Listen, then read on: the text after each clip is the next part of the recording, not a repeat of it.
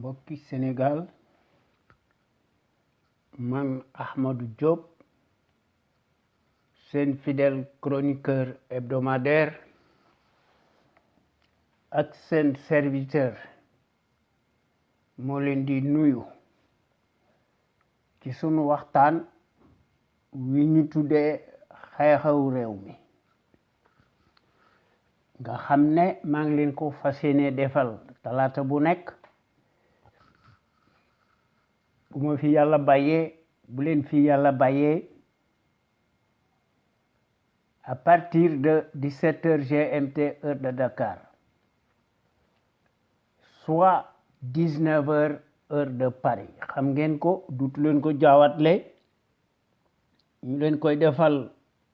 à travers les ondes de notre radio Sunu Kër FM, la première radio panafricaine nekk ca Californie muy sunu radio exceptionnelle bu mag bi de renommée internationale kon xam ngeen ne tey talaata 13 novembre 2018 sunu waxtaan wi ñu tuddee xew-xew réew mi am na solo ndax wax dëgg yàlla day gën a am solo du ma tay di ko wax di ko baamtu ci lay dëkk bu sooba yàlla guddi ak bëccëg inshallah am réew lëmm kenn du ko dénk baadoo la waxuntuma la nag bëggati ko dénk ko alku la ndax baadoo la amul kaddu te baadoo la lay fal ñooyam jikko te baadoo la matut kilifa te du njiit surtout koo xam ne loo wax weddi ko di fen di dajale guddi ak bëccëg loolu wax dëgg yàlla war nañoo ubbi ci sunuy bët yi nag wax dëgg yàlla yeewu farlu bu ñu amee mbetteel bañ fay am ci circuit électoraux yi nga xam ne le planificateur moo koy def ndax njariñu boppam rek ci la nekk mësta wàcc ay yoonam koo xam ne transhumance ngay def achat de conscience abîmée kooku wax dëgg yàlla kooku buñ ko fi bàyyiwaatee nag nun dafa mel ni que mënunoo jàng wala amuñu gis-gis koo xam ne li mu digge woon defu ci dara amut lenn lu muy def ndax lu dul di dekkal la CREI cour de répression de l'enrichissement illicite mu réactiver ko par décret présidentiel ci coobarey boppam ndax dafa nekk une cour unique au monde digne de la Stasi conflit d'intérêts manifeste qui est totalement illégal juridiquement moralement et politiquement une arme politique de guerre confiscatoire à la démocratie et aux libertés fondamentales de conscience muy CREI wolof njaay dafa wax ne ku la abal ay bët moo lay wax fi nga xool te moo lay wax li nga war a def ñu ko koy digtal kon Macky Sall bu waxee ne ci Sénégal démocratie absolue moo fi am kooku ay fen yu mag la ndax mbir mi affaire buur la ak ay dagam kon di xalaat sax di ko rééliraat muy le caniche kooku c'est surréaliste et saugrenu te kooku c'est synonyme d'un casus belli maa ko wax ci koo xam ne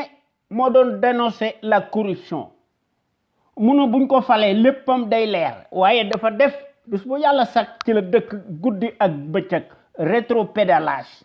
ci la dëkk guerre lay def te guerre crime la péché la waaye nag moo nekk son label évidemment gouvernance ethnique moom leen fi gis mooy talisman imparable mooy parrainer la transhumance en fait son tempo waaw mu jouri ci pouvoir bi di def des méthodes de fasciste kooku un faussaire la kon kooku il est loin d'incarner ce qu'il prétend être. C'est un imposteur, point barre. Ndax Macky Sall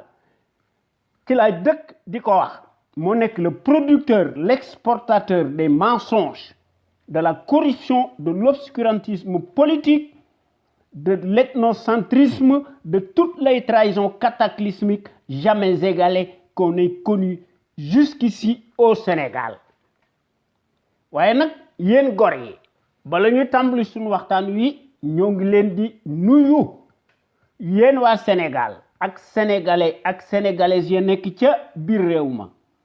ak sénégalais ak sénégalaises yi nekk ci bitim réew ñu leen di tudde les expatriés maanaam les sénégalais de l'extérieur ñoo ngi leen di nuyooti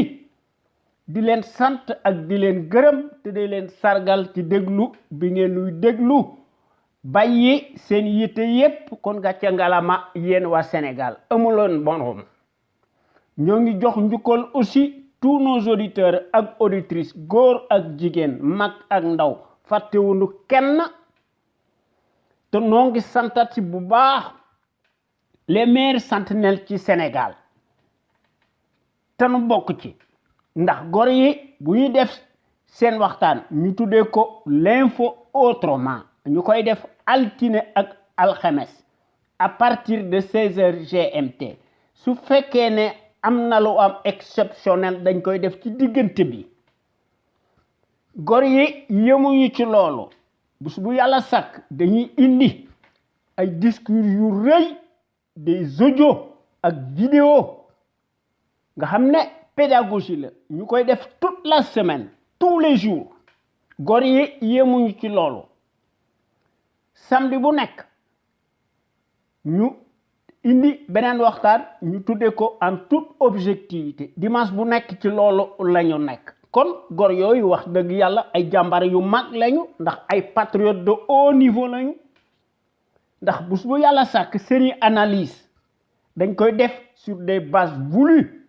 ci seeni réflexion remarquable prodigieuse ñu koy tabal ci boppu sénégalais yi ak sénégalaises yi à travers les ondes de notre radio Sunu Kër FM la première radio panafricaine nekk ca Californie muy sunu radio exceptionnelle bu mag bi de renommée internationale waaye day sunu Sénégal gii day bu nu yàccaare lay waatee ba badalo bi naxatunu muy def li ko neex su boobaa noo tooñ suñu bopp ndax ndimbal da ci fekk loxol borom ndax alxuraan dafa wax ne amut lenn loo xam ne mooy changer ci ab dëkk su fekkente ne bii ne ñooñu lu ñaaw li fi nekk jëliwuñ ko fi loolu rek moo fi nekk ndax ñun ñi nga xam ne ñoo nekk ci conscience patriotique pour le changement xam sa réew bëgg sa réew jariñ sa réew li nga xam ne daal moonu yitteel te moonu war a yitteel ndax ndox du bàyyi yoonam li nu bëgg di ci jafandu su réew mi jëm ci kanam ndax am réew un état civilisé dafa baax contre pouvoir dafa baax ci ab dëkk contradiction dafa baax ci ab dëkk séparation des pouvoirs dafa baax ci ab dëkk waaye badoolo bii nga xam ne li mu waxoon defu ci dara motu njiit ndax sans la liberté on ne peut rien construire de bon ni de solide badoolo bi ci bànneexu boppam rek ci la nekk guddi ak bëccëg ndax moom day saaga waaye buy saaga kenn du ko gis waaye moom lépp lay tere évidemment su fekkee ne naturellement ñun dañuy yàccaaral li nga xam ne bu nu ko defut du nu génn ci sunu guute gi nga xam ne moo nu lëjal il faut que nous réformions impérativement le régime présidentiel totalitaire qui est totalement illégal politiquement, juridiquement, moralement. Nous remplacer par un régime parlementaire. waaye fi mu nekk depuis juróom-ñaari at bu ñu dee wax dëgg te te yàlla tax te ñeme ko une dictature qui tourne à plein régime belle pagaille de l'immoralité ethnique comme système doctrinaire totalitaire mortifère ségrégationniste à visage découvert usurier intégralement négationniste d'apartheid day gu jeex beneen day ñëw cataclysme récurrent depuis juróom-ñaar at moom lañ fa gis muy kii nga xam ne il est totalement réfractaire à la démocratie et aux libertés fondamentales de conscience moom day emprisonné à tout vent muy utiliser lâchement la force publique di ci ëppal di seet ñi muy tëj ak ñi du tëj di seet ñan ñoo war a bokk ci circuit électoraux yi ak ñan ñoo ci war a bañ a bokk kooku wax dëgg yàlla bu ñu nekkoon ci démocratie justice libre indépendante totalement libre du pouvoir de l'exécutif moom dañ ko traqué ñu traîné ko dans la boue ñu amené ko à Rebeuss menottes au poignet sa place mësta nekk au palais moom ci boppam xam na ko ndax Macky Sall waxam bari woon na te mësta nekk victime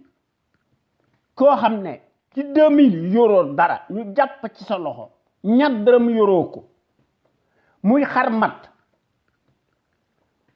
Abdoulaye Wade jàpp ci loxoom en moins de 9 ans mu nekk multimilliardaire xam ngeen ne kooku wax dëgg yàlla li tax ñu fal ko Abdoulaye Wade lañ fi bëggoon a jële waaye sénégalais yi ak sénégalaises yi mësuñu koo jox quitus mësuñoo am ci moom confiance ndax ci jamono jooju entre Abdoulaye Wade ak moom ndax moom dañoo sénégalais yi ak sénégalaises yi dañ ko yaakaaroon ci ay waxam waaye baadoo la lu mu la wax weddi ko amul lenn lu muy def di dekkal la CREI muy la cour de l'enrichissement illicite boo xam ne la CREI reste plus que jamais aveugle sur les transhumants takrib waaye se focalise exclusivement contre les crimes financiers supposés du camp d'en face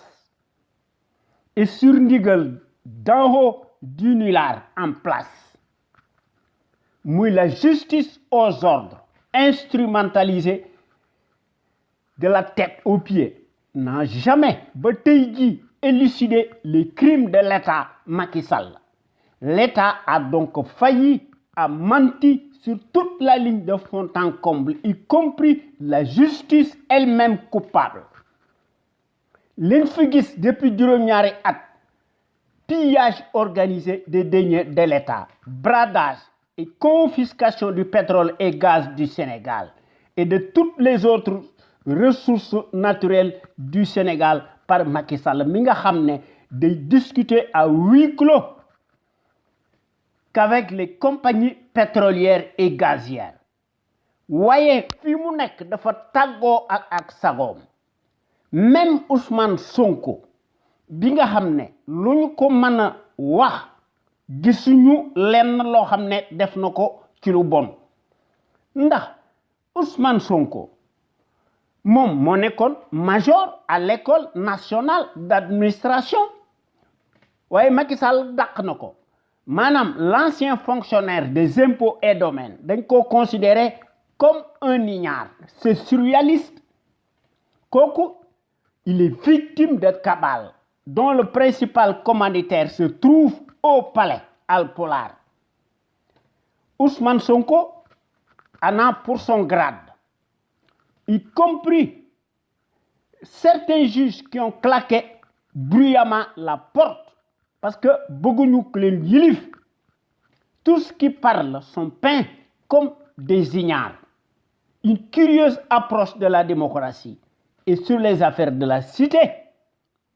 Nous sommes dans une république inquisitoire du Far West et des saillies des valets, des renégats, guignols, tous réquisitionnés qui agissent sans foi ni loi. Les bêtises constituent immanquablement un système de gouvernance absolutiste li kenn mus koo gis te li ci gën a jéggi dayoo Alioune Tine mu ne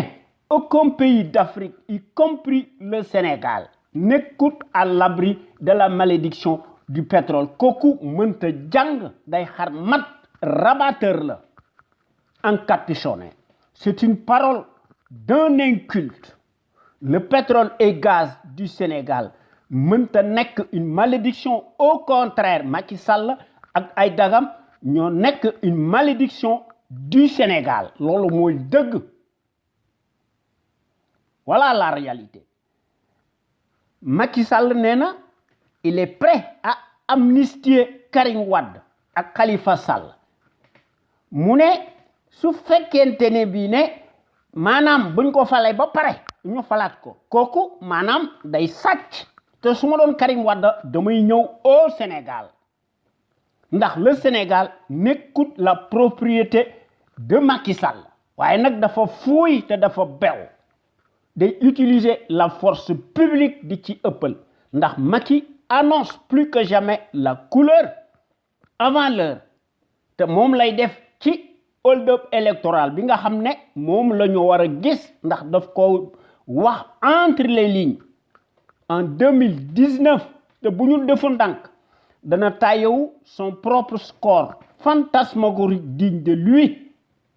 si on n'y prend pas garde si nous ne serons pas vigilants ndax en lieu et place de la rupture gouvernance ethnique familiale ne de ko bandum lan fi gis de crimes d'État étalés au grand jour corruption massive guerre crime imprescriptible moom lan fi gis sunu Sénégal gi dafa delloo ginnaaw en arrière depuis le triste regrettable soir historique du 25 mars 2012 jusqu'à ba tey jii jëfur na te ci la nekk guddi ak bëccëg mel ni ab dëmm la te wane na ko une fois de plus ci sunu digg penc mi sunu digg dëkk bi ndax ku ñu jiiñ ndëmm nga génne yeeli liir yu bari di seeñu di tàkkamtiku liñ la jiiñ yaa ko def ndax kenn lele lu ko suukar moom ci boppam dafa nekk en transe maanaam dafa jëfur mu ne il a bénéficié des privilèges relatifs à sa position d'ancien premier ministre. Voilà un traître, voilà un archétype qui n'a jamais fait preuve de patriotisme, ni de civisme, ni de fiscalisme, ni de panafricanisme. Voilà quelqu'un qui n'a aucune fibre d'honorabilité, ni de moralité, peu ou prou. Oui, évidemment, en Afrique, des nègres de service soumis, le suffrage universaliste, évidemment, n'écoute une démocratie, ouais, source d'escroquerie là. Ndax en Afrique, le pouvoir dafa nekk une affaire de famille et de clan. Golo di bay bambu di dunde banditisme lañ fi gis kon il est temps ñu amender lu nu mën a def le régime autoritaire présidentiel pour ñu remplacer ko par un régime parlementaire te loolu mooy la face cachée du nulard en chair et en os nga xam ne dafa wedd ay kàddoom ci lépp waaye depuis juróom-ñaari at la république bananière des rapines du Far West cartélisé du chiffonnier ethnique politique contre-productive la ñuy def antinomique à nos valeurs. Macky n'excelle que par l'abondance des invectives cataclysmiques ndax ñoom ñépp ay surga Macky Sall lañu ndax tous dañoo nekk des insulteurs acclamés des fauteurs de troubles à l'ordre public ay comploteurs menteurs professionnels lañu profanateurs menteurs s'accaparent de tout confisquent la démocratie les libertés fondamentales de conscience te ñu ngi siphonné toute l'économie sénégalaise ñu koy partager avec l'émergence ethnique coloniale xam ngeen ne moo tax sunu Sénégal gi tardé kon kii nga xam ne moo fi nekk sunu Sénégal gi bi mu fi nekkee léegi dafa gën a dellu ginnaaw en arrière de 100 ans ndax tumuranke bi bari na njëg gi seer na lépp a seer kenn fajotut kenn liggéeyatut waaye ku leen gis kenn xàmmeetu leen ndax dañoo fuuy mel ni ay bërigo lañu te loolu wax dëgg yàlla ñaaw na ndax santé bi amatu fi jeex na ku bëgg faju soo amul xaalis doo faju li fi am mooy chômage endémique ak l'augmentation des denrées de première nécessité et les coupures intempestives récurrentes du courant électrique xuy kamaj foo ko takk weesu na ko ndax day atteindre des proportions démesurées sans compter nag les factures de complaisance et le manque d'eau potable maanaam ndox mi dafa am plomb te loolu day constituer une menace réelle pour la santé des populations xam ngeen ne ku mënta lijjanti sam ndox mënoo lijjanti sa courant boo ne plan Sénégal émergent ngay def loolu kon du ko nangu waaye l'émergence coloniale en puissance en continu moom lan fi gis sunu Sénégal gi ñu ne dafa am indépendance depuis 1960 moo nëy ndax depuis 1960 c'est le gendarme colonial moo jàllale la passerelle de télécommunication de l'État du Sénégal golo di bay babu di dunde ñoom ñuy yokku ñun ñuy wàññiku alors que pays yi nga xam ne dañoo am indépendance totale ñooy def lépp ci seen coobarey bopp ndax ñoo yilif seen bopp kenn du leen womat ndax pays yooyu suñu amee des entreprises pétrolières et gazières dañ koy foqar ci nangu ko këf ko duñu tàggu kenn waaye la singularité affreuse du paysage de l'échiquier politique sénégalais nga xam ne dañuy yalwaan loolu moo tardel sunu réew mi ndax ñoom ci seen njariñ bopp rek ci la ñu nekk guddi ak bëccëg te gis nañ ko ci seeni platitude manifeste musuñoo nekk des intellos c'est des incultes yoo xam ne dañuy xarmat ndax dañuy travestir te dañuy transhumer sans scrupule te dañuy transvaser wu piteusement véritablement en abruti dévergondé de la débauche d'un camp à l'autre à chaque magistrature obliquée loolu mooy wane ne ñoom ci seen bopp xam nañ ko dañoo mas a nekk lu dul le symbole de la tartufferie nauséabonde ñu leen di takkal ndomboy tànk yoo xam ne poste de nomination tànn sa bolonnaire maanaam ñu défendre seen promotion sociale indue ñu koy def à la mesure de leur immoralité de bas étage nga xam ne ki ñuy saaga tey su ëllëgee su faloo moom la ñu àndal ndax ñoom dañ koy def lu dul en fonction des rétributions financières selon la météo du moment waaye li yées ci ab dëkk muy la presse boo xam ne au lieu que mu jouer son rôle d'avant-garde waaye une certaine servilité très loquace démb seen wax bari woon na ndax dañoo changer seeni carapace ndax ci seeni njariñu bopp rek ci la ñu nekk maanaam seeni propre intérêt mesquin mal placé l'aide à la presse est passée par là c'est de la corruption guerre la crime la boo xam ne corruption déguisée la labellisée légalisée pour les larbiniser en mouton tondu docile mel ni ay dëmm lañu te dañoo jëfur te dañoo tàggoo ak seen sago baadolo bi di leen xiifal di leen affamé di leen neexal ndax ñuy tàqamtiku di yalwaan évidemment loolu la ndax la dépendance politique financière de la presse est une menace réelle à la démocratie te loolu cela en dit long sur cette presse farandole boo xam ne amul benn moralité peu ou prou c'est une servilité affreuse affluente par son abondance nauséabonde pantouflard affamé par définition pourri de la tête aux pieds nga xam ne dañuy yalwaan dañ laaj ndimbal c'est une servilité qui s'offre piteusement en se dégonflant à la place publique parce que engraissé te dañuy prêter le flanc c'est une presse farandole boo xam ne qui se passe éperdument de la déontologie journalistique professionnelle qui s'en fout de tout et piétine allègrement les traitements objectifs des informations se cramponne et se complaît dangereusement dans sa bassesse dégoulinante se contente li nga xam ne baadoolo bi di leen koy digtal ñu ko ñuy sëgg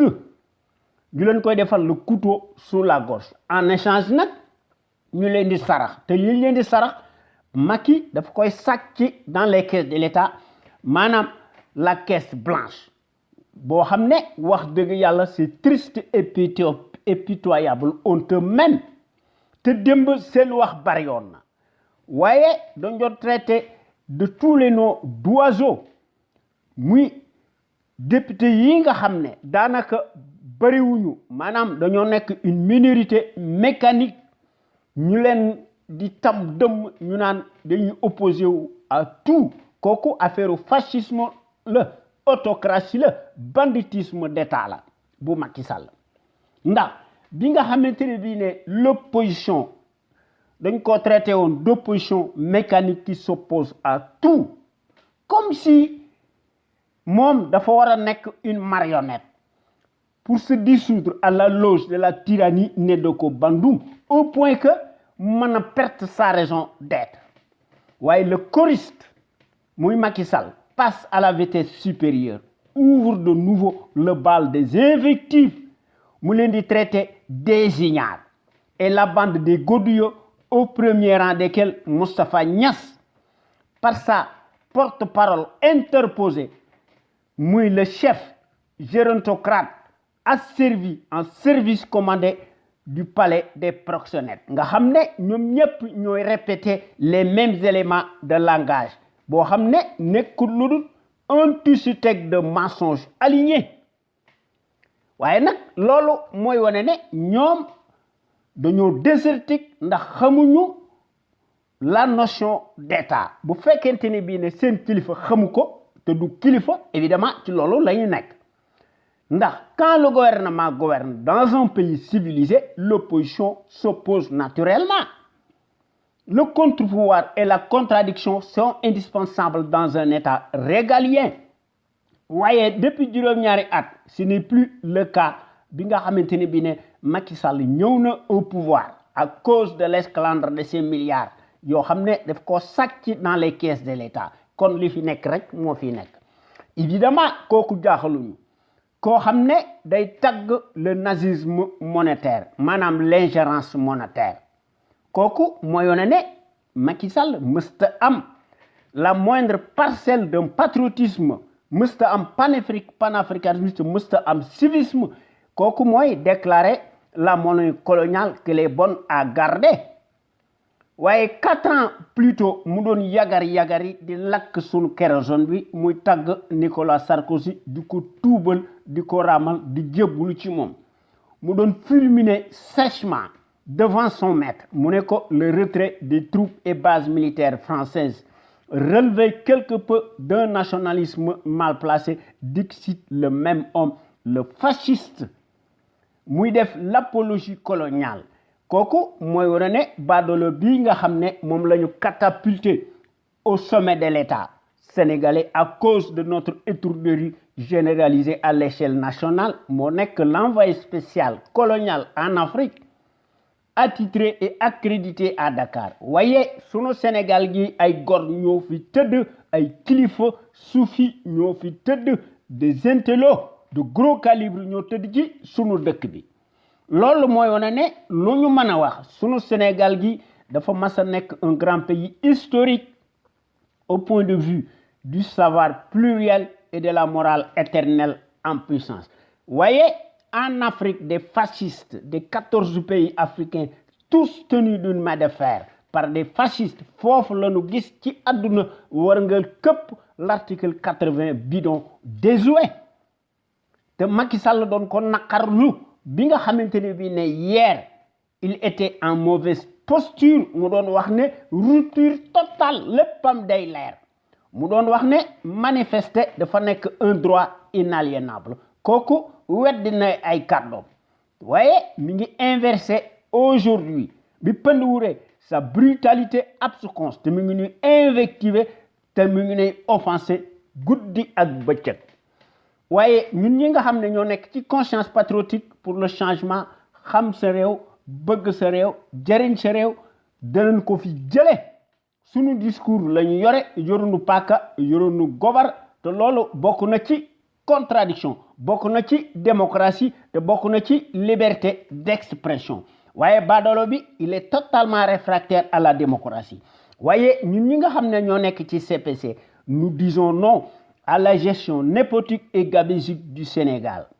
par un parti politique, une coalition de partis et une famille. Tout noo ngi dingat bu baax di lankandaare l'accaparement des ressources du Sénégal par une seule famille paresseuse ak son clan boo xam ne Macky Sall da leen a jox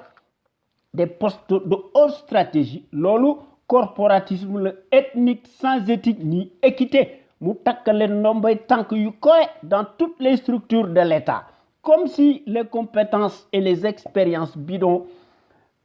de Ramassi se mesurent à l'aune des mêmes patronymes particuliers. Kooku mooy la conviction surréaliste du négationniste Macky Sall en place qui foule du pied les affaires de la cité mu le traître en chair et en os qui le prouve matériellement sur le terrain du crime par sa petitesse d'esprit qui veut que la médiocratie les postes octroyés se conçoivent exclusivement à l'aune du bazar, de la consanguinité ethnique et à la proximité de l'idolâtrie représentée par le binôme de mystification ethnique idiocratique te loolu du ma tàyyi di ko wax loolu moo tax yéen gor yi ñoo ngi leen di ñaan ngeen di ñëw di fraterniser ci conscience patriotique pour le changement xam sa réew bëgg sa réew jariñ sa réew sunu Sénégal gi wax dëgg yàlla buñ ko bëggee changer mën nañ ko changer ndax quand nous voulons nous pouvons changer radicalement sunu Sénégal gi ñu def ci des progrès immenses exponentiels ndax ensemble tout est possible toutes les ressources humaines mi ngi fi li fi manque kay mooy Pastef ànd nekk benn booloo am mbooloo moo fi manque ndax bu ñu fexee ba nga xam ne ñi bëgg suñu réew mi moo ëpp fuuf ñu koy war suñu Sénégal gi dana jëm ci kanam waaye ñun ñi nga xam ne ñoo nekk ci conscience patriotique pour le changement xam sa réew bëgg sa réew jariñ sa réew bokk nañ ci porte-drapeau étendard yi nga xam ne dañoo bëgg suñu Sénégal gi topp ci tànk yi nga xam ne ci le pays émergent yi nekkee ndax ñépp xam nañ ne su fi notre rajo suñu kër la première radio panafricaine nekk ca Los Angeles muy sunu rajo exceptionnel bu mag bi de renommée internationale su fu nekkutoon nag àddina tukki ndax toute critique minime soit-elle de son auteur mu def ko à l'encontre du dit tyran encombrant ségrégationniste négationniste et passible de prison ferme presto illico dañ koy defal illico mandat de dépôt waaye nag les fonctionnaires politicards paresseux alimentaires mercenaires muy la sarabande des vers de terre nga xam ne ñépp xam nañ ne ñoom ci seen bopp xam nañ ne dañoo nekk lu dul le symbole maléfique des traîtres qu'ils sont baveux unifiés dans l'âme boivent sans répit le calice jusqu'à la lie du haut de leur rang ñu koy def en toute impunité ndax ci dund ci mbaggum sunu réew mi ci la ñuy dund ñu koy def en toute impunité maanaam te mel ni dañoo naan kati jantabe ci loolu la ñu nekk guddi ak bëccëg waaye nag dañuy yalwaat ndax ne tarisse pas d'éloge loufoque à l'égard du fasciste en place encombrant lequel apparaît n'avoir jamais de défaut mais rien que des qualités te kooku c'est suspect mon œil les intérêts mal placés des élites traîtresses africaines satellites du précaré francophone nga xam ne Macky ci loolu la nekk day wax ne finalement moom ci loolu rek lay toppatoo waaye nag dañ leen di dimbali bu baax dans le secret des dieux et de façon souterraine ñu koy def soi-disant au nom de la stratégie géopolitique internationale maanaam ci seeni njariñu bopp rek la ñu nekk gole di bay babu di dunde waaye baadoolo yi nga xam ne dañoo nekk des mercenaires politicards dañuy yore seeni këll di tàllal seeni loxo ñu tuubal sàcckat bu mag bii di ko raamal di ko sukkal nga xam ne workat bu mag la te dafa bew ndax day puukarewu ci pouvoir bi ñu koy tracer ces éloges imaginaires te gëmuñu ci dara ndax li xel mën a nangu mooy un fonctionnaire si riche n'est jamais synonyme de patriotisme kooku mooy wane ne kii nekkul kilifa waaye dafa nekk un indigne chef de parti politique cliniquement clanique te wane ne ko ci sunu digg penc mi sunu digg dëkk bi évidemment moo nekk le pion ndax wane na ko ci jikkoom ndax moo nekk le label du foutoir en chair et en os nga xam ne dañ ko doon peindre faussement sous les défroques victimaires de l'heure ci 2012 nga xam ne ñu doon ko defal sous la baguette magique de la référence propagandiste mondialiste de l'arbitraire et de la tyrannie ñoom ña nekkoon en jointure avec le vacarme hystérique de la servilité endogène en place voyez aujourd'hui plus que jamais le larbin continue de jouer bu baax sur le piano américano-français waaye Macky Sall du répondre mukk aux attentes pressantes li taxoon ñu fal ko du ci def dara ndax il passe tout son temps à restreindre drastiquement et davantage la liberté d'expression waaye nag dafa dëkk ci di acheter les consciences abîmées présumées notables de l'heure nga xam ne Macky day commandé bés bu yàlla sàkk du matériel de guerre de répression nga xam ne ñi ko ci client yooyu dañ koy gërëm ñooñu duñ ko ŋàññ mukk ndax foo dégg seen wax bari c'est que defalu ñu leen dara waaye foo dégg réew yi nga xam ne dañuy lankandaare dañ leen di tam dëmm kon mbir mi nekkul droit nekkul démocratie affaire intérêt la au nom de la géopolitique mal placée waaye les populations dañ leen di siphonner ñu leen di astiquer ñu leen di considérer comme un matelas financier ñu cribler leen d'impôts et de taxes de toutes sortes nga xam ne wax dëgg yàlla ñooy fay bor bi par le prix fort ci loolu wax dëgg yàlla ci la ñu nekk depuis 2012 waaye ñun ñi nga xam ne ñoo nekk ci conscience patriotique pour le changement xam sa réew bëgg sa réew jëriñ sa réew sunu Sénégal gi il faut ñu teg ko dans la bonne direction ndax loolu la ñu gëm ndax ñu mën a nekk maître de notre propre destin ndax c'est à ce prisme-là que sunu Sénégal gi wax dëgg yàlla mën a retrouver sa dignité ak sa plénitude ak son rayonnement boo xam ne moo koy tabaxal boppam ci njariñul boppam mu koy def sur des bases voulues à l'instar des nations émergentes waaye duma tay di ko wax di ko répéter ndax hier comme aujourd'hui depuis 14 ans notre radio sunuker.com qui est à l'avant-garde et à la pointe du combat juste et pour l'émergence du Sénégal debout et fier de l'être sunu rajo bi mësta nekk ci les chantiers battus ndax sunu rajo bi wax dëgg yàlla bés bu yàlla sàkk day proposer du neuf ndax sunu rajo bi day briser les tabous te day bousculer les idées reçues te day innover te sunu rajo bi day populariser la démocratie te mësta nekk ci les conventions ubuesques de l'établissement ndax sunu rajo bi bés bu yàlla sàkk day inscrire toujours dans sa trajectoire révolutionnaire qui évolue dans le bon sens des valeurs et des progrès immenses, exponentiels, salutaires et indispensables pour que nous soyons capables d'assurer le destin de notre pays sur des bases voulues, en toute logique, en toute indépendance et en toute conscience. Ndax qu'on le veuille ou non, n'en déplaise aux turiféraires de la bande pestilentielle, notre média est devenu plus que jamais un phénomène de société qui reste le seul à aborder librement les sujets les plus variés qui sont considérés comme la loi de l'omerta. En particulier nag la gouvernance politique, bancale, ethnique que les médias serviles du service public ak privé du ñu aborder mukk ces thématiques-là, ces thèmes-là. waaye dañoo nekk daanaka des instruments alimentaires politiques monopolisés par le pouvoir calamiteux tortionnaire te gis nañ ko ci seeni silence ak ci seeni manque de patriotisme ndax amuñu civisme ndax seen njariñu bopp rek ci la ñu nekk waaye sunu rajo bi mooy mottali seeni ndëngte ndax sunu rajo bi bés bu yàlla sàkk day def des innovations multiples tant par la qualité des informations qui sont publiées largement à travers sunu site sunuker.com que par les analyses pertinentes des sentinelles sénégalaises nga xam ne gor yi ñu ngi wax ci sunu rajo bu mag bi l'avant-garde du civisme et du patriotisme te loolu noo ngi koy def en toute humilité te loolu wax dëgg yàlla bu ndee wax dëgg rek te yàlla tax te ñeme ko dafa nekk une exclusivité de notre site sunuker.com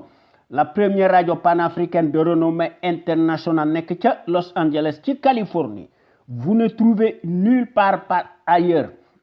de telles informations capitales utiles les plus importantes si diverses et variées par leur qualité prouvée tous les jours surtout celles qui relèvent incontestablement de la géopolitique qui contraste parfaitement avec la servitude en place nga xam ne dañ fay nekk di embellir le bilan chaotique du négationniste ethnique révisionniste et dont l'immoralité malodorante sans égale exceptionnelle et substantielle à son ADN évidemment loolu jaaxalunu de la part du professionnel menteur en place en matière qui ment plus qu'il ne respire kon sunu Sénégal gi du génn mukk ci pénombre bi te du génn ci le guépé infernal auquel nga xam ne badool bi moonu ko teg depuis juróom-ñaari at il faut que ñu régler son compte il faut que aussi ñu régler le compte de ces traîtres yoo xam ne dañoo nekk une bande de fripouilles alignés te loolu lan war a def waaye sun rajo bu mag bi un panel d'intellectuels d'hommes et de femmes ñoom ñëpp dañoo mas a nekk de gros calibre doués et en matière grise qui s'expriment librement en toute connaissance de cause et en toute conscience en toute logique ndax dañuy démontrer magistralement seeni capacités intellectuelles ndax ñoom ñëpp dañoo nekk des têtes bien pleines ndax ñooy décortiquer di décrypter l'actualité politique et internationale te dañuy wane seeni expertise sur les produits toxiques chimiques notamment nag les faits divers scientifiques sanitaires sociaux religieux politiques sans oublier nag les incivilités patentes dont sont coupables les politicards véreux qui ont failli manifestement à leur mission régalienne ndax dañoo ubbi la boîte de Pandore ci la ñu dëkk à certains citoyens égarés par leur manque de conscience qui se soulagent publiquement et piteusement aux abords des bâtiments évidemment loolu jaaxaluñu ndax c'est à l'image des politicards moo tax ñoom it ñu nekk ci seeni anarchie kon soyez donc plus nombreux ngeen di déglu gor yi wala ngeen di yore seeni xalima yore seeni discours ngeen indi ko ci suñu rajo Sunuker FM te dara du leen ci fekk lu néew ko bari muy notre rajo exceptionnelle bu mag bi de renommée internationale bi nga xam ne loolu mën a wax moo nekk la rajo la plus populaire qui reste plus que jamais l'éternelle cheville ouvrière des sentinelles sénégalaises aux vérités implacables aux bras d'acier inachetables et qui font constamment preuve d'analyse pertinente sans complaisance ne souffrant d'aucune ambiguïté sur la chose publique au Sénégal muy sunu Sénégal gi nga xam ne wax dëgg yàlla soo ubbee l'actualité politique da nga yéemu ci yàlla ndax l'actualité politique bi day bari te day senn te day ëpp maanaam ba nga xam ne wax dëgg yàlla day gën a marqué wu de plus en plus du ñu xam fan la ñuy commencé ak fan la ñuy teeral dañuy seet li nga xam ne mënuñu ko ñàkk bañ a wax ñu wax ko ndax bu ñu bëggee wax lépp wax dëgg yàlla duñ ci génn waaye ñun ñi nga xam ne ñoo nekk ci conscience patriotique pour le changement xam sa réew bëgg sa réew jëriñ sa réew il faut que ñun ci loolu la ñu mas a nekk guddi ak bëccëg ndax suñuy gis-gis mooy il faut que ñu unir rassembler autant de patriotes sénégalais ak sénégalaises autour d'un idéal commun pour cela nag il faut que ñun ñëpp ñu indi ci suñuy détermination à l'échelle nationale ñu indi ci patriotisme le civisme le panafricanisme ku ne indi ci sa xalaat bu rafet le tout nag ñu indi ci démocratie participative à l'échelle nationale li nga xam ne mooy jën wu mag wi muy la volonté politique de chaque sénégalais ak sénégalaise fu mu mën a nekk mu fexe ba nga xam ne sunu Sénégal gi day nekk le phare de la démocratie plein développement économique politique militaire financier am fi sunu Sénégal gi mën a aar la sécurité de ses frontières ak ay marchandises ndax ku lay dimbali day ëmb sa sangal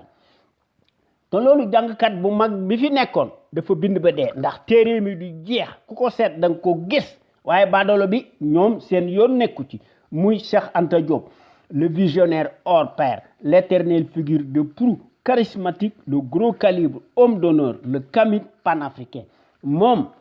da daan masa wax ne l'Afrique doit opter pour une politique de développement scientifique et intellectuel et y mettre le prix.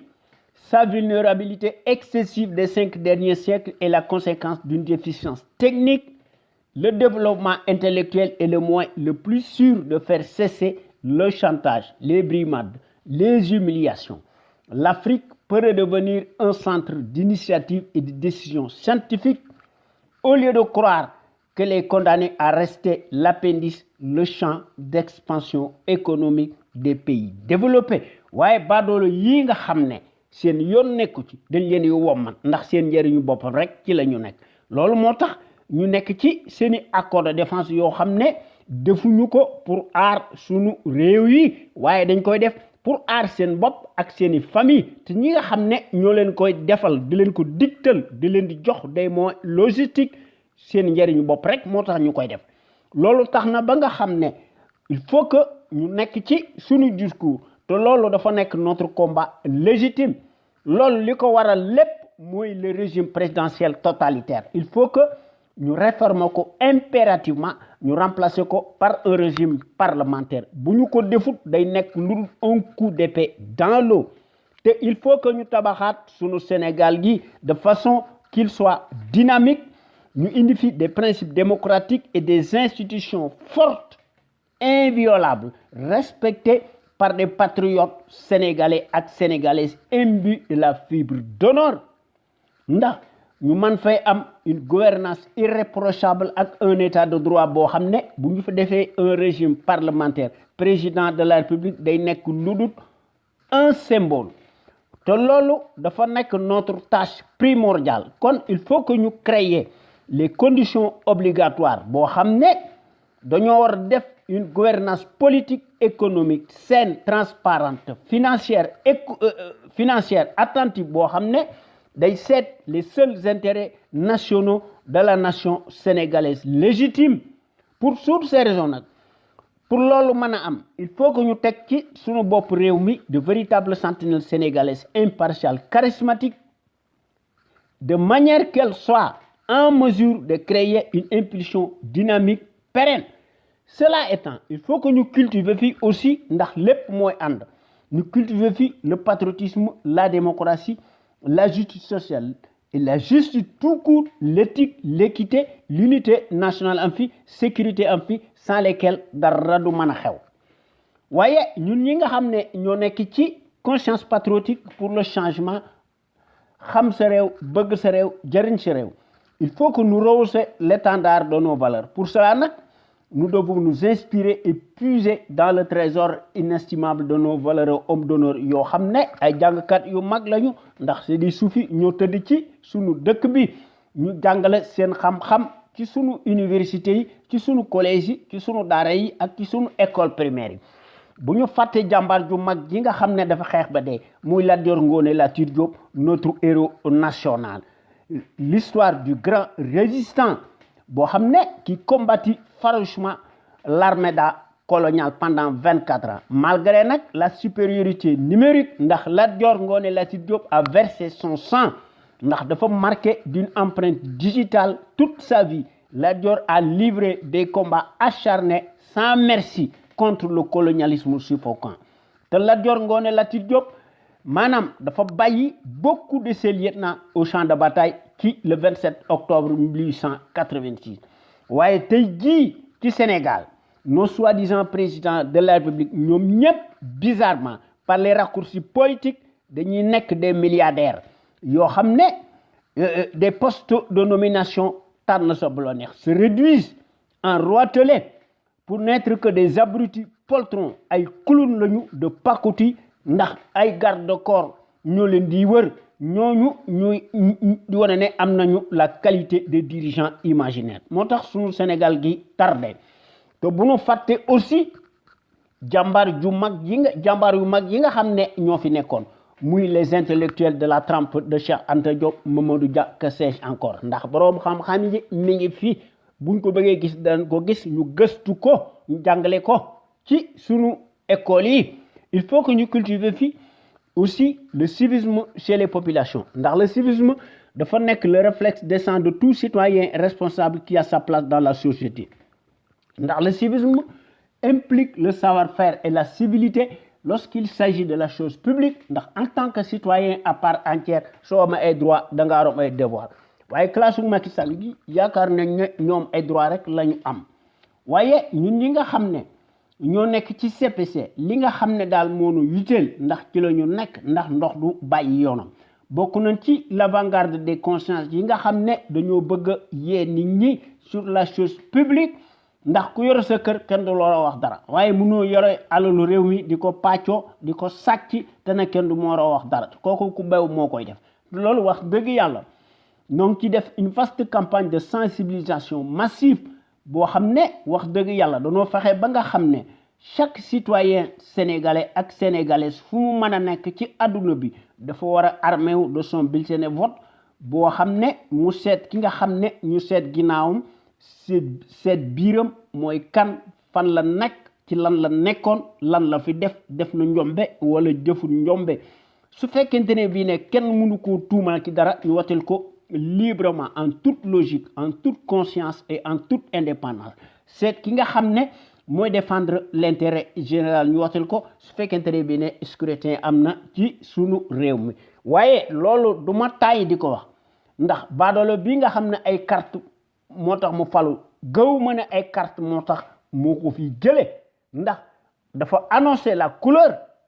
ndax moom ci boppam nee na dana amnistier Karim Wade ak Khalifa Sall su gañee ba pare kon moom nit ñi wateegut sax mu ne mooy gañe kon sooy boo nu xam ne il faut que nu seetaat suñu bopp def ci vigilance ndax ndimbal da ciy fekk loxol borom waaye Macky Sall moom ci boppam du wax ci la plaie maanaam ci la corruption maanaam il en fait abstraction et pour cause waaye Macky Sall moo nekk le chantre l'animateur le pourvoyeur achat de conscience abîmée ci la ñu nekk workat bu mag la kon il faut que ñu utiliser le rapport de force face à Macky Sall le réfractaire à la démocratie ndax le suffrage universaliste tel qu'il est conçu en Afrique baadoola tyran yi duñu génn ci pouvoir bi il faut que ñu utiliser le rapport de force kon il faut que ñu génn ci non convention ubiesque ñu contraindre ko par la force ndax mu mën a abdiquer ci suñu digg dëkk bi suñu digg penc mi ndax en Afrique des traîtres et des félons l'issue des scrutins de pacotille ñu ngi ko jouer toujours dans la cour des voleurs en bande organisée ndax dañuy considérer ne dafa nekk lu dul une simple formalité administrative loolu mooy wane ne sunu Sénégal gi mënta génn ci vraiment contingence mondiale obligatoire spécifique à chaque peuple ndax sunu Sénégal gi mën a assouvir son propre destin ndax mën a opérer une véritable rupture totale loolu tax na ba nga xam ne notre rajo sunu kër nga xam ne wax dëgg yàlla muy sunu rajo exceptionnel bu mag bi de renommée internationale c'est la rajo la plus crédible par son patriotisme actif ndax sunu rajo bi dafa am qualité yu bari ndax la qualité est avant tout un état d'esprit qui vise à l'excellence yokkute am fi ci jëf ci jikko won ko askan wi bu leer naññi ci sunu digg penc mi te loolu kenn duutul nattab la ne sunu rajo bi amu ko ndax ci loolu la masa nekk guddi ak bëccëg nañu déglu discours yi nga xam ne ay audio yi nga xam ne gore yi ci la ñu nekk ndax ñoom wax dëgg yàlla jàmbaar yu mag lañu maanaam les véritables sentinelles sénégalaises qui s'expriment bés bu yàlla sàkk librement en toute indépendance et en toute conscience en toute logique ñu koy def sur des bases voulues ndax ñooy mottali par leur esprit alerte la bassesse et la médiocrité d'une certaine classe politicarde plutocrate multimilliardaire des raccourcis politiques ndax sentinelles sénégalaises qui s'expriment librement à travers les ondes de notre radio sunuker.com ñoom ñëpp dañoo am une logique crédible patriotique nationaliste bien placée yoo xam ne wax dëgg yàlla ñu ngi ko distiller dans les consciences sénégalaises pour que sunu Sénégal gi jëm ci kanam te loolu wax dëgg yàlla gor yëpp gis nañ ko ndax su rajo bu mag bi nga xam ne notre radio Sunu Kër FM. Quant à elle, historiquement et présentement, elle est la référence exemplaire. Et à la différence d'une certaine servilité achetable de référence, s'accommode mécaniquement et hystériquement par la désinformation et la manipulation, n'agit qu'au doigt et à l'œil du régime capitulaire négationniste et de son chef valet nègre de service, menteur professionnel nga xam en place ci loolu la nekk. Waaye notre radio sunuker.com, fidèle à elle-même naturellement dans sa ligne éditoriale qu'on lui connaît, reste plus que jamais le rempart de la démocratie qui porte par excellence la marque du support médiatique sénégalais le plus libre pour son indépendance plausible par rapport à un exécutif corrompu, juge et parti impulsif et qui dicte sa propre loi arbitraire au nom de la tyrannie pour faire taire toute voix discordante des opinions libres. Ndax sentinelle sénégalais yi nga xam ne ñoo nekk fi ñu nekk ndax ñoo nekk à l'endroit ndax ñooy wax ci kaw et publiquement ce que les minables politicards pensent tout bas par leur insuffisance criarde ndax ñoom ñépp daanaka dañuy yore seeni loxo ak seeni këll di jébbalu ci baadoolo bi muy sàcckat bu mag bi nga xam ne workat bu mag la te dafa fuuy te day bànneexu ci pouvoir bi ñu koy tresser ces zoologies imaginaires te gëmuñu ci dara ndax un fonctionnaire si riche n'est jamais synonyme de patriotisme loolu mooy la ne kii nga xam ne moom la ñu catapulté au plus haut sommet de l'État mësta nekk kilifa waaye dafa nekk un indigne chef de parti politique cliniquement clanique te war na ko ci suñu digg penc mi suñu digg dëkk bi ndax sentinelle sénégalais yi nga xam ne ñoo nekk fi ñu nekk ñoom nekk ñu fi rek di critiquer wala di sànni ay xeer wala di wax lu leen neex ndax bés bu yàlla sàkk dañuy proposer des solutions concrètes pérennes durables tangibles ndax ñu mën fay créer un véritable Sénégal émergent totalement opposé à celui de menteries inflationnistes fascistes ndax sentinelle sénégalais yi nga xam ne ñoo nekk au bon endroit amu ci kenn ci ñoom ñoo xam ne am nga benn complexe lu néew ko bari ndax ñoom ñëpp dañoo am un savoir-faire un savoir-être un savoir productif actif yoo xam ne wax dëgg yàlla kenn mënu ko weddi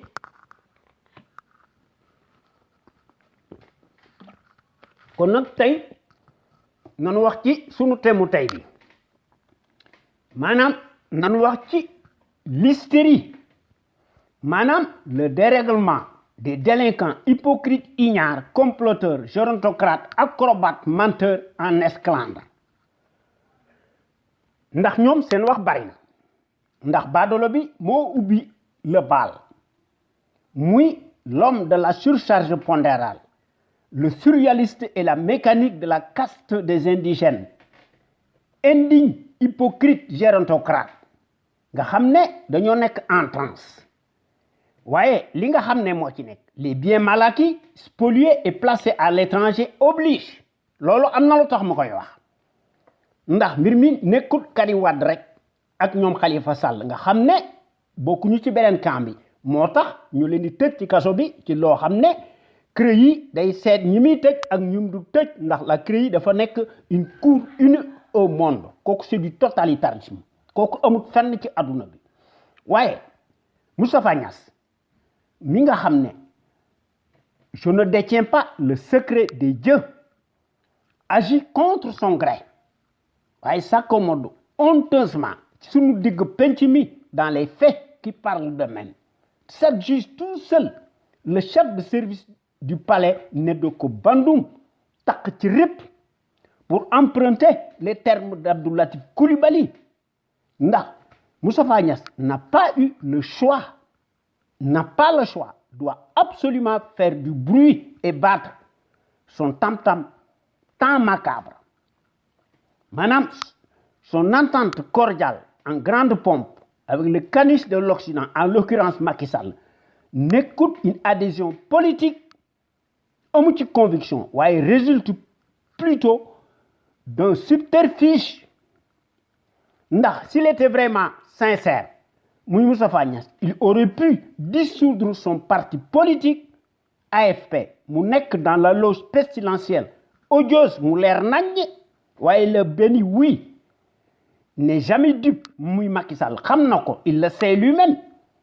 ndax Macky li ko intéressé ce n'est pas tant l'homme maanaam Moustapha Niasse waaye dafa xam ne Moustapha Niasse dafa am mbooloo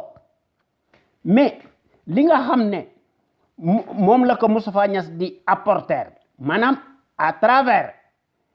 ñi nga xam ne ay nitam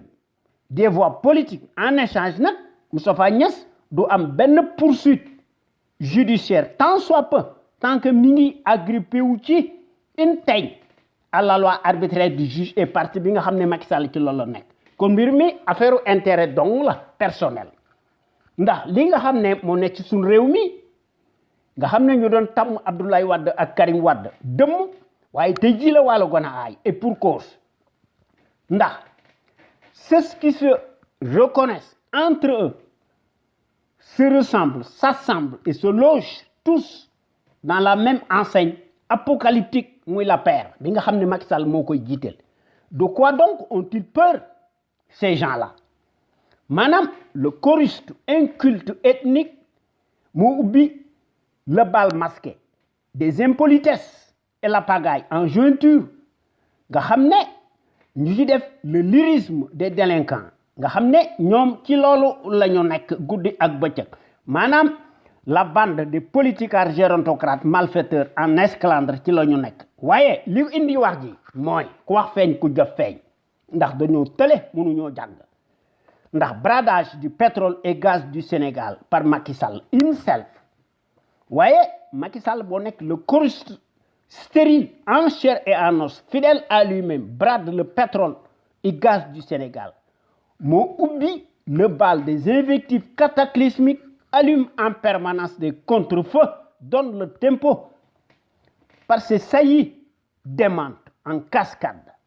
voyez son escarcelle alignée en l'occurrence des délinquants ignares comploteurs gérontocrates malfaiteurs dañoo nekk en esclandre dañuy utiliser mécaniquement servilement les mêmes éléments de langage striés pour croire échapper belle et se tirer d'affaire sur un long scandale d'État bu Macky Sall himself le planificateur des braquages électoraux au Sénégal dañoo bëgg a sàcc yaakaar ne seen wax ju bari moo tax nu war a noppi te loolu du fi amee ndax les vrais arnaqueurs et les vrais ignares sont ceux que l'on ne croit pas loolu moo fi nekk ndax en Afrique des félons clowns en particulier au Sénégal bi nga xam ne moo nekk le ciel ouvert des bandits fonctionnaires notoires politicards paresseux font florès car l'argent qui faiseur de roi détermine les scrutins de pacotille en bande organisée ndax le vote n'est nullement l'expression du peuple mais l'expression de l'argent volé dans les raccourcis politiques waaye Macky Sall am nañ ci tàkk ci Macky Sall ndax Macky Sall moo nekk la top pion l'un des pires dictateurs serviles de la planète entière en est une illustration parfaite par son gangstérisme financier international dont il est l'unique coupable devant l'histoire. Il est loin d'être le seul puisque l'illuminé Moustapha Niasse, l'agresseur permanent du haut de son verbatim creux qu'on lui connaît et ce malgré son apparence trompeuse et son acolyte Ousmane Tanor Dieng et compagnie font partie de la bande des receleurs nga xam ne des déchets toxiques recyclés pour n'être que des champignons chapardeurs mercenaires tous gloutonnés par des postes de nomination ne peuvent en aucun cas justifier leur patrimoine immobilier gigantesque et leur envol rapide financier qu'ils ont amassé et placé dans les comptes bancaires qu'ils ont ouverts à l'étranger dans les paradis fiscaux depuis des années, des lustres, grâce à la promotion sociale indue, alors qu'aucune moralité peu ou prou ne les habite. Loolu moo fi nekk moo tax seen wax bari loolu moo tax ñu nekk ci ginnaawu Macky Sall ndax bu ñu ko defut Macky Sall dugal leen ci kaso bi ndax quand la haine viscérale et les rancœurs de la malgouvernance deviennent un label, le jeu favori du plus haut niveau de l'État, il n'y a pas l'ombre d'un État régalien normal et civilisé. Ndax, ne nous trompons pas, il s'agit bien donc de deux caïds politicards véreux parmi tant d'autres notoires, deux businessmen qui ont une addiction aux affaires, ndax dañuy additionner en même temps et des postes et la qualité de chefs d'entreprise se connaissent bien, dont l'un tient au respect contre l'autre, a toute la latitude de le noyer dans l'eau à tout moment pour l'avaler d'une bouchée. Alors, le vaincu se fait petit, tout grillé, a beaucoup à perdre qu'à gagner, muy Moustapha Niasse. Ndax li nga xam ne moo làqatu ci ginnaaw muy Oryx et les entreprises à gogo sont en jeu. C'est tout simplement une entente de façade de point barre, loolu rek la. Ndax le rageur schizophrène, scotché à son ADN nocif par ses ratonnades lapidaires, Moustapha Niasse perd ses pédales et ses repères crachent son venin. Ndax Moustapha Niasse moo doon wax ne dama koy fàttali, aucun imbécile, aucun salopard ne peut le séparer de Macky Sall. Oui, l'auteur sait de quoi il parle, sauve les meubles, cherche l'empathie de son maître, pour lequel il ne tarit pas d'éloges obscurs qui obéissent tout simplement à des soubassements politiques, notamment la sauvegarde de ses biens mal acquis qu'il a lui-même obtenus dans des conditions totalement scandaleuses. Et pour cause, le pédigré a brouté dans toutes les prairies du PS, boo xam ne daf cee déporté wu au PDS à la suite de la victoire de Abdoulaye Wade bi nga xam ne Moustapha Niasse dañ ko nemoon premier ministre nga xam ne dafa occuper plusieurs postes ci ONU. Voyez, à la suite d'un clash avec le pape du Sopi, il faut claquer la porte. Voyez, aujourd'hui, il est bien arrimé et ferré, se trouve entre le fer et l'enclume et sur les griffes acérées de l'autocrate déclaré qui détient par devers des preuves matérielles de sa culpabilité avérée. Le tien en laisse tel un moutonnier. Loolu moo tax Moustapha Niasse waxam bari. Un tel agitateur, au regard de la morale, est-il vraiment un rassembleur, un homme d'honneur, un chef d'État digne de son nom? L'examen de sa fortune si colossale, étalée au grand jour, nous laisse tous pantois, nous laisse froid au dos de la part d'un fonctionnaire politicard. Tout le long de sa carrière, au lieu d'être un serviteur loyal de l'État sénégalais, il s'est bien lui-même servi gloutonnement pour sa propre gloire personnelle, pour lui. Et la majorité des marchands d'illusions, tous dañoo nekk des opportunistes. Ndax la politique pour ñoom se réduit exclusivement à tisser des relations personnelles, multilatérales, tout azimut, notamment avec les labels des monarchies mono-orientales, des pétrodollars. Qu'est-ce que Moustapha Niasse a apporté à l'État du Sénégal en termes de progrès, de droiture visible, pérenne, des valeurs ajoutées, de démocratie et de liberté d'expression? Rien que des impolitesses et de l'arrogance par sa carence et sa suffisance pathologique dont il détient le bonnet d'âme, qu'il partage avec le chantre du népotisme, son mentor provisoire. C'est le moins que l'on puisse dire pour dire la vérité. Ndax loolu moo fi nekk. Ndax li nga xam ne moo fi nekk, le pacte ou l'alliance de circonstances dafa nekk maanaam une alliance forcée autoritaire de l'AFP. Muy Moustapha Niasse, le gérontocrate, ce géant virtuel s'est dégonflé. Nga xam ne mbir mi buñ ko seetloo ba seetlu ko dafa nekk lu un jouet docile qu'il n'y paraît et cuit. Évite à tout prix le rapport de force et l'humiliation et les déboires et ces déballages à couper le souffle à la place publique. Moustapha Niasse tombe facilement sous la coupe réglée de l'esclandre de la malgouvernance familiale née de Bandoum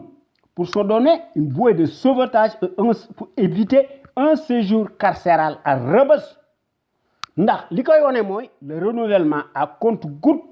de son mandat de président de l'Assemblée nationale. N'écoute lu dul qu'une simple caisse de résonance et d'enregistrement au service du despote encombrant le prouve éloquemment chaque jour que Dieu fait. Ndax ñépp ñi nga xam ne ils ont refusé de se mouiller ou de se mouler au rouleau compresseur seront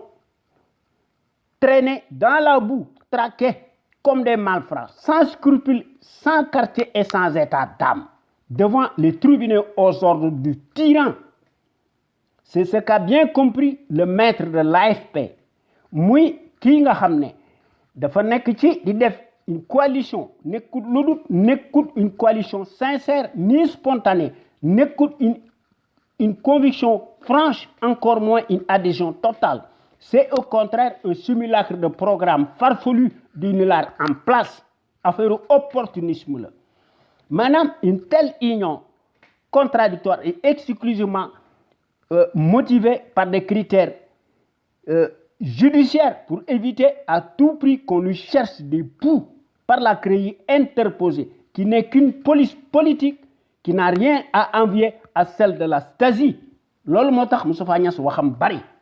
ndax li nga xam ne moo nekk ci suñu dëkk bi les charognards, vampires, insulteurs, traîtres, fauteurs de troubles à l'ordre public qui nous déclarent la guerre savent eux-mêmes qu'ils sont des ignares de la pire espèce. Xam nañ ko ndax personne n'ignore la boulimie vorace de la République des hyènes et des canailles et des ripailles, en tête de laquelle la bourrique Demnou, bien ventrue, joufflue, trapue et si méconnaissable par sa surcharge pondérale, exceptionnelle, a adoubé, soutenu et contaminé son frangin, en l'occurrence le plastique Aliou Sall, un inconnu dans l'échiquier politique sénégalais, et aujourd'hui catapulté à la caisse des dépôts et de consignation, qu'il couvre et continue de l'engraisser par le sang des martyrs. Aliou Sall souffre aussi du mongolisme. Donc, face aux abrutis de la bande de troubadours, au premier rang desquels le guignol berger colonial, l'usurpateur déclaré, l'ennemi public numéro 1, qui nous a toujours tourné le dos pour avoir bien ouvert le bal des saillies cataclysmiques depuis belle lurette. Il est urgent que nous soyons tous debout et faire de bon boulot et le terminer. En effet, la riposte doit être nécessairement proportionnelle à l'impunité, car à chaque situation exceptionnelle, des solutions exceptionnelles radicales pour venir à bout au climat délétère permanent. Nous n'avons pas d'autre choix que de les réduire au silence au nom de la légitime défense réglée et de facto leur compte en toute légitimité. En ce moment, sur le Sénégal, nous avons kenn ku muy rendre à qui que ce soit. Bu ñu ko defut ci la ñu nekk dañuy gën a jël ndaare waaye li nga xam ne moo ci nekk muy Seydou Gueye, le valet, le soumis farandole du misérabilisme, le fidèle captif attitré auprès du gouvernement de Capharnaüm, se désigne lui-même en porte-parole alimentaire, se transforme lamentablement de plus en plus en symbole de la décadence, brille par sa carence atavique et par sa récurrente rhétorique de caniveau inverse les rôles, s'injure dans un éclat démentiel, s'interroge affreusement à la place publique par presse interposée étrangère, se donne une posture imaginaire, déclare où va le Sénégal. Kon face au climat délétère qui se foutoie en lambeaux, Seydou Gueye dédouane le bazar gouvernemental, en impute indignement la responsabilité à ses adversaires politiques et médias qui ne sont point sur les manettes. Waaye Macky Sall moo fi nekk waaye li koy wone mooy décidément la bassesse est devenue un gagne-pain dans notre pays étrange et à la renverse. Mbir mi dafa nekk un conte de fait, un surréalisme là. Et puis c'est frappant. Voyez, le président de l'assemblage des guenilles et son supérieur se disputent affreusement le bonnet d'âne. De la pointeur, des injures deviennent une norme établie dans la République des voyous et des lascars.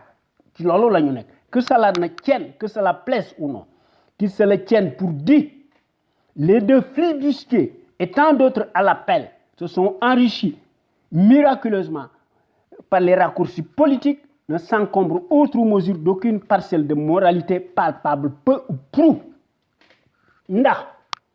où a-t-on vu dans le monde des fonctionnaires, dans l'exercice de leur mandat, cumuler aussi des fonctions de PDG, kooku gisuñu ko fenn ci àdduna xanaa ci Afrique ak ci Sénégal ndax en Afrique c'est la règle quasi générale et pourtant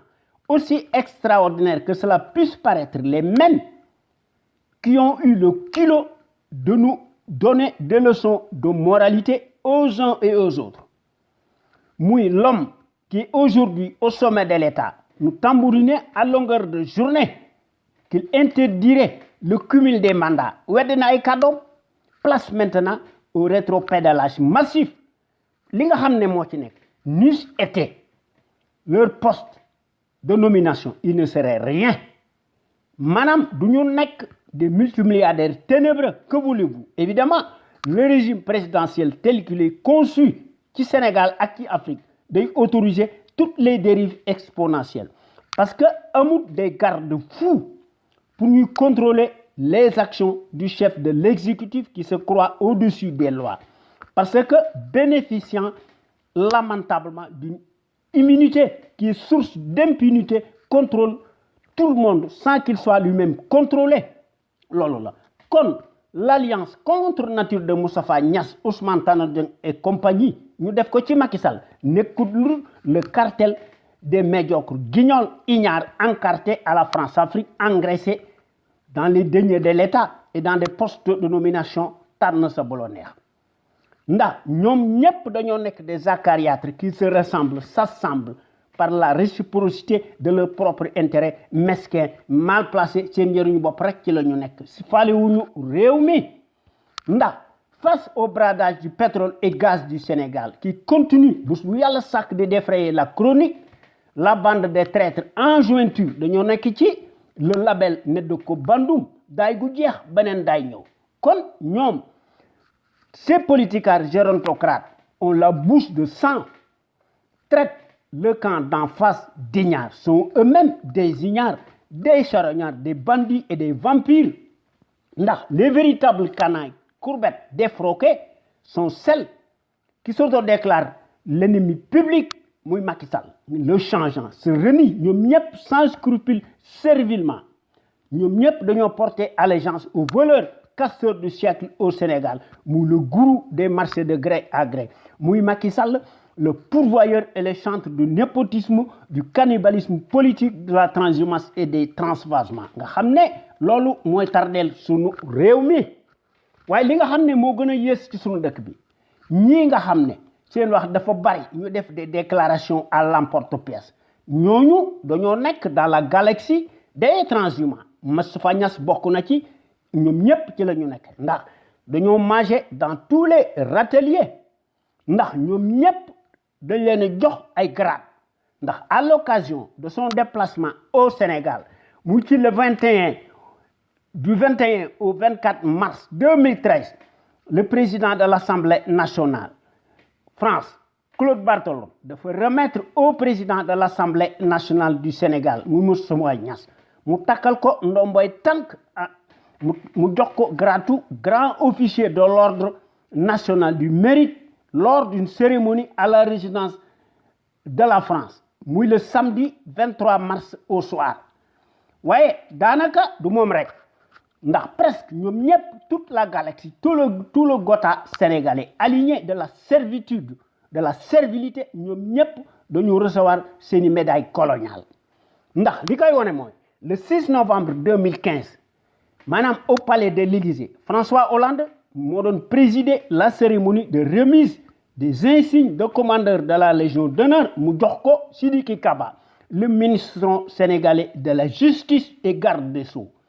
Nga xamné mom dañ ko nommé ci assemblée des États membres de la Cour pénale internationale. Voyez, Moustapha Niasse, président de l'Assemblée nationale, le ministre conseiller Ahmed Dansokho, Mamadou Badio Camara, ñom président de la Cour suprême nga xamné ak ñenn ñi ci bari ci ñom dañoo déplacé wu ci France kon buñ dé agir en toute impunité am na lu tax parce que dañ leen di làq waaye li gën a doy waar ci le 13 novembre après le premier ministre Abdoul Mbaye moom it dañ ko jox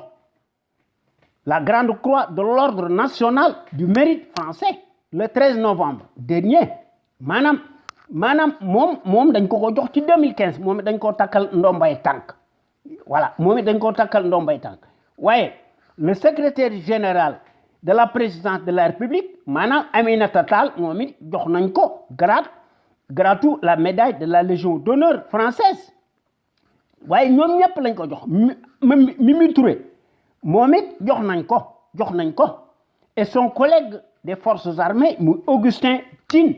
ñoom ñëpp jox nañ leen seeni médaille coloniale mbir mi dafa bari ba nga xam ne daanaka ñoom ñëpp lañ ko jox kon ñoom seen bopp dong lañ fi nekkal ndax li koy wone mooy seen wax ju bari ji xam nañ ne buñ fi jógee ñu tëj leen ci kaso bi parce que dañoo jubadi waaye ñi nga xam ne ñoo leen di takkal ay ndombay tànk di leen làq ñoom dañuy gumba tëx lu ndax seeni radar dafa gumba kon l'hystérisation de la République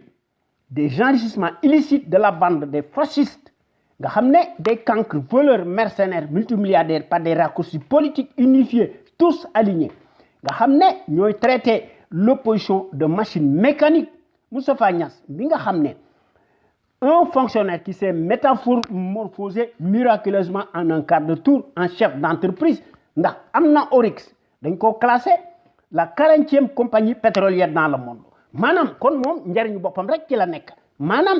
la facilité maanaam daal dafa trouver une bouée de sauvetage maanaam foofu lay jafandoo maanaam kon mbir mi seen bopp lañ fi nekkal te loolu comme si cela ne suffisait pas encore gis nañ fi le charlatan qui n'est pas à son coup d'essai ndax de privatiser son parti politique l'AFP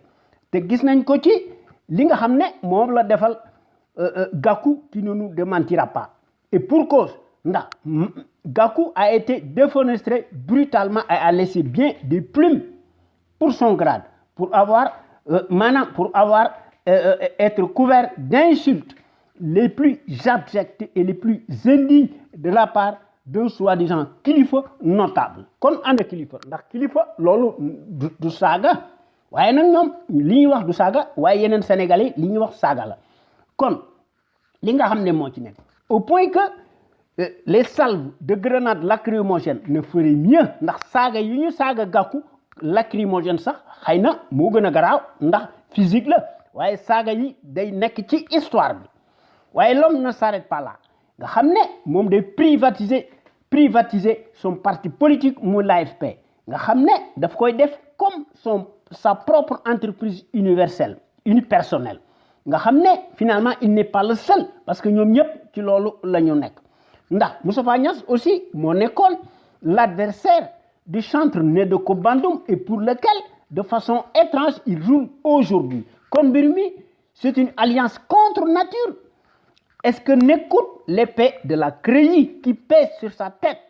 loo ci seet mi ngi ci ndax mbir mi dafa nekk ci sama gis-gis bopp un secret de polichinelle qui explique ce revirement spectaculaire ndax mbir mi nekkul am na loolu la ndax un fonctionnaire si riche n'est jamais synonyme de droiture encore moins de patriotisme waaye le singulier par ses ratonnades en cascade à la renverse n'est pas réceptif aux récriminations parce que autoritaire n'est pas à son coup d'essai dont le mot qu'on puisse dire est loin d'être une sainteté ndax mooy détenir la palme peu reluisante des insultes nga xam ne montre son véritable visage hideux s'accommode à la fois et le chef de service et les serreurs de lèche-botte du pouvoir ethnique tyrannique reprend du service de piètre qualité rempile et traite d'ignare qui parle sur le pétrole et gaz du Sénégal maanaam mbir mi loo ciy seet mi ngi ci ndax Ousmane Sonko est bien l'auteur du brûlot pamphlétaire sur le pétrole et gaz du Sénégal mu tuddee ko chronique d'une spoliation maanaam confiscation de nos ressources maanaam mbir mi bu ñu ko seetloo ba seetlu ko jàngat ko entre l'ancien fonctionnaire des impôts boo xam ne moo leen di invité ndax ñu mën a débattre sur la question qui fâche nga xam ne tout le clan de Macky Sall y compris Macky Sall himself tous réunis font profil bas n'osent point l'affronter sur les plateaux et par presse interposée et par l'entregent des journalistes professionnels libres et indépendants à la matière et à l'endroit contre l'envers du décor nga xam ne ñaari camp ñooñu lequel des deux baigne vraiment dans l'ignorance totale en tout cas nekkut Sonko voilà c'est ça la réalité Voyez, naturellement, les ignares capitulaires poltrons se situent toujours du côté du pouvoir usurier inquisitoire, ne risquent pas de se faire ridiculiser dans un tel débat contradictoire. Parce que nekkuñu ay kilifa te mënuñoo jàng ndax ñoom ñëpp xam nañ ko ndax ils savent tous ce qui les attendra dans l'hypothèse d'une confrontation intellectuelle de haut niveau avec Sonko. Ils se garderont bien de porter plainte contre l'auteur du brûlot, mais font du bruit pour rien, pour croire arrêter la vague, le tsunami tropical Sonko. Ils essaient quand même de l'atteindre sur des bases mensongères qui ne tiennent pas la route. Khalifa Niass dafa porter plainte contre Sonko. Lui reproche d'avoir commandité une vidéo dans laquelle un certain Ousmane Ba l'abreuverait d'injures. Le ridicule ne tue plus auprès du... voilà, le ridicule ne tue plus. Lolo ay wax la. Manam képp koo xam ne yaa ngi saaga ñu ne la Ousmane Sonko lu xanaa kon ñoom te ñoom ñoo dàq saaga te ñoom li ñu yàq Ousmane Sonko moo gën a garaaw foofu ndax Ousmane Sonko dañ ko teg terroriste ana procureur yi maanaam mbir mi bu ñu ko seetloo ba seetlu ko l'incongruité d'une plainte farfelue et vouée à l'échec serait classée sans suite. Décidément, Ousmane Sonko est-il devenu populaire qu'il faille absolument l'abattre et peu importe que les moyens soient abjects, cousus de fil blanc. Madame, dañuy def une obsession titanesque contre Ousmane Sonko. Voyez Macky Sall et sa cohorte de Dunguru corrompus sont-ils atteints vraiment de cécité et de schizophrénie s'agissant de Sonko? Ndax Khalifa Niass di accuser Ousmane Sonko de terroriste ana procureur yi te loolu amoon na lu ma ci waxoon maanaam ci sama émission précédente sa xew-xewu réew mi et kooku y a pas photo maanaam lu ëpp turu ci sunu dëkk bi kon boo gaañi maa ngi leen di jox rendez-vous talaata bii ñëw incha ci sunu waxtaan wi ñu tuddee xew-xewu réew mi ñu leen koy defal à travers les ondes de notre radio Sunu Kër FM la première radio africaine panafricaine nekk ca Californie muy sunu radio exceptionnelle bu mag bi de renommée internationale jërëjëf et merci.